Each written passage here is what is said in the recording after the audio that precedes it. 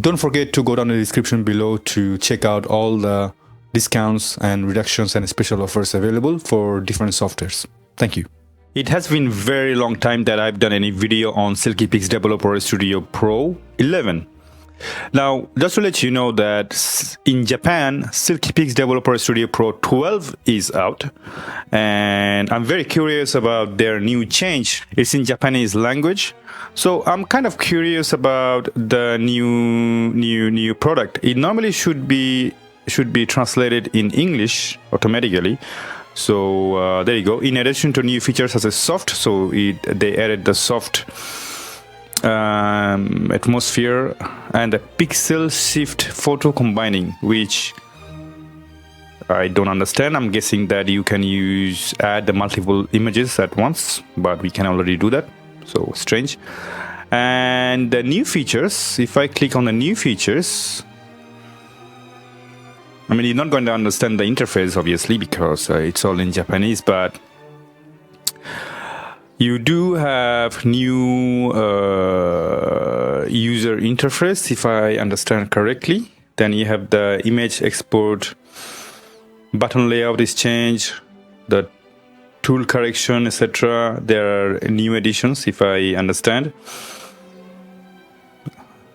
Image section, so it's at the bottom.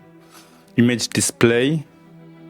So yeah, there's a bit of a layout change, if I understood. Then you have the equipped with the quick function for start basic adjustment immediately. So yeah, so because obviously Silkypix is a fantastic software with a lot of tools, actually a lot of tools. You can do many things with an image, so sometimes it can be overwhelming. So it's actually a good thing to have a quick function, obviously. Then simpler and faster, easier to understand, detailed adjustment item. So detail is mostly we're talking about everything else, like a quick plus everything else. Then what else? You have the customize however you like, so you can customize the whole user interface if you want to. But I don't recommend it because, you know, if you have a small laptop with a smaller screen, this can be too small for you to work with. Could be. It's just my opinion. I find it very difficult sometimes.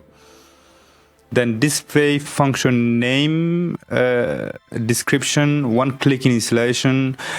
Select section, increase visibility. Okay. New editing feature, which is already said. The soft glow. It's interesting that they actually advertising it as if this is something special. I mean, it's cool though. Obviously, it does add something special and beautiful in it. If this video is very helpful to you until this point, then I highly appreciate your help. If you go down into description below and click in the links necessary in order to chip in some money for coffee so that I can make more videos for you and for myself as well. And thank you for watching this video. But again, so improved dehaze. So in 11, you would have had that. And 12, you have a bit more brightness and a bit more clarity. They're trying to say that. What else? Then supports new file format, adding pixel shift component. That's what I just said. So we can add multiple images and, you know, create a high res. So anyway, so that's the quick way to take you through the Silkypix Developer Studio Pro 12. But we're going to go back to the editing of Silkypix Developer Studio Pro 11. And here we go. So this is a beautiful image of a botanical garden. It's a beautiful tree, beautiful subject. So we are going to make sure that the branches look fantastic and contrasty. Of course, to do so, first of all, I can start with auto adjustment. The auto adjustment immediately will give you a start, but that's auto. You shouldn't always, believe in it. Obviously, it did a good job, but I just want the tree to be brightened, not the background though, just the branches, that's all. So how do I do that? To do that, I would go to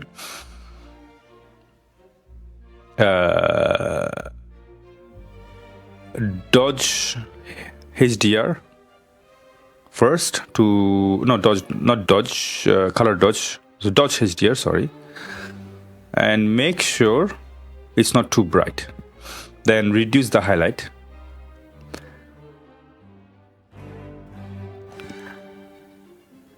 And then make sure the exposure is a little bit down. We can take the partial correction tool, use the brush, make sure the feather is nice and big. Brush size is slightly small, you don't want it too dominating. And continue all the way to the left, first of all.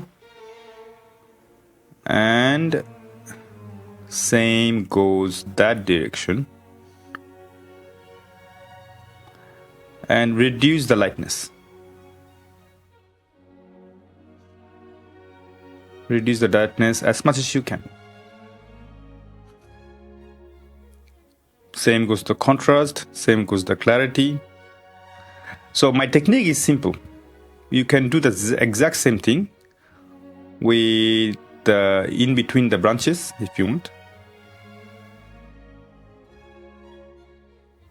Just do it as subtly as possible. Don't go too crazy, obviously.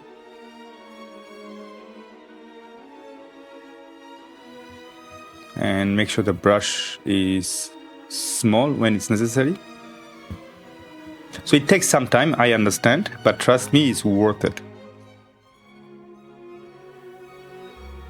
So we continue, do a little bit like that. Make sure, you don't need to be perfect. You just need to make sure it's just enough. When it's done, you see that it's actually working pretty well. Now, you know that there is something wrong in it because some area looks too bright, some area looks too dark, etc. That's totally fine. Now, you can easily add the global brightness.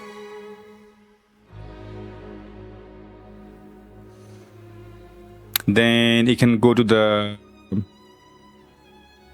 average contrast, add some more gamma, add some more contrast,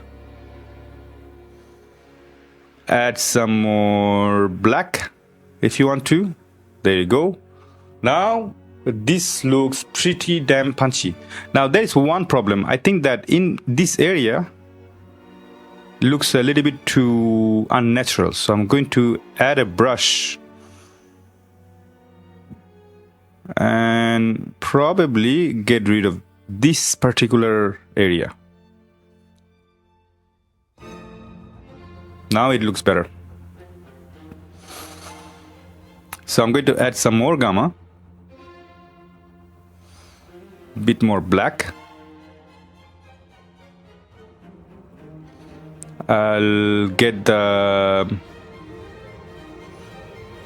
luminance channel, add some bit more brightness. Beautiful. I love it already. Let's look at the whole version of it. Check this one out. Isn't that really, really beautiful already? Now, I have some sort of, I would say, I always fantasize about something particular. What I mean by that, I'm going to, first of all, crop a little bit on the left. No, sorry, right, and then the left. Now, what I mean to say is that I always like this yellowish tonal look.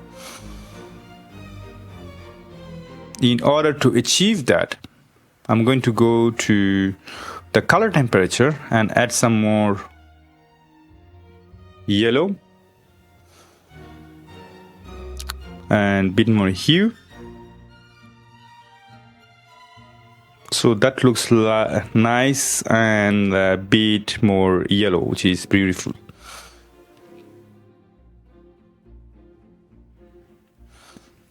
Now I'm still kind of, concerned with the left and right corner to make sure the subject stands out. So I have one option. One option is to add a polygon, which is interesting because the polygon, it doesn't exist in the DxO Photolab yet, and that for me is a shame. So I'm going to add some polygon. Probably it's not a better way. I can do better. So hold on. So I'm going to deck.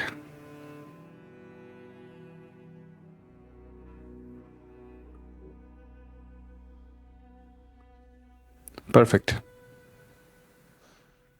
Make sure that it's not too bright, just about right. Make sure that it's nice and natural. Beautiful. Now it's much better, in my opinion. Now it's much better. So this is a beautiful image. I can actually take a look at the full screen. You notice that I didn't even try to do anything with the sharpness and the noise reduction because I'm not really concerned with this kind of stuff. I understand that the sharpness is a thing. It's a fantasy for a lot of people. It's not a fantasy for me at all. So I'm going to zoom in. Let's see if I can zoom in quite a bit. Let me know how you think, because, for me, it's a nice and beautiful image. Just amazing. So I'm silent, I'm quiet because I'm really appreciating this beautiful image. Just to let you know, this image is taken with Canon 5D Mark II. With a lens, I think it's a very first 24 to 72.8 L USM, the very first L lens, and that's about it. I hope that you like this little tutorial and my opinion on Silkypix Developer Pro Studio Pro 12, and donate if you want to.